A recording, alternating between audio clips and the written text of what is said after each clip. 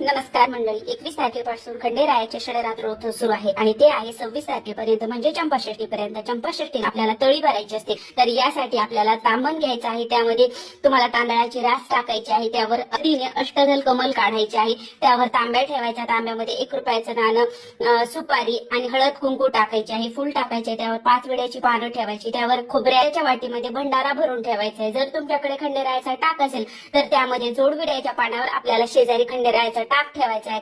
टाक नसेल तर तुम्ही सुपारी सुद्धा ठेवू शकता. 5 पुरुषांनी मिळून ही तळी भरायची असते. बघा, ते तामण आपल्याला अगोदर डोक्याला लावायचं आहे. नंतर आपल्याला सदानंदाचा येळकोट येळकोट येळकोट जय मल्हार असं आपल्याला 3 वेळा म्हणून नंतर ते तामण खाली ठेवायचं आहे. खाली ठेवायच्या अगोदर घरातील कर्त्या पुरुषांनी आपली टोपी काढून ती खाली ठेवायची, त्यावर तामण ठेवायचं आहे. नंतर त्याची वाटी आहे आपण भंडारा भरून ठेवलेली ती उचलायची आहे, त्याचे 5 छोटे छोटे तुकडे करायचे आहे. पुढ्याला हळदी लावायची आहे म्हणजे भंडारा लावायचा आहे आणि जेजुरीच्या दिशेने ते आपल्याला फेकायचे आहे. एक तुकडा आपल्याला आपण तामणामध्ये ठेवलेले खंडेरायाचा आहे त्यांना ठेवायचा आहे, देवघरातील देवांना दाखवायचा आहे. नंतर परत एकदा आपल्याला 3 वेळा आपल्याला जय जयकार करायचा आहे आणि नंतर सर्वांनी तो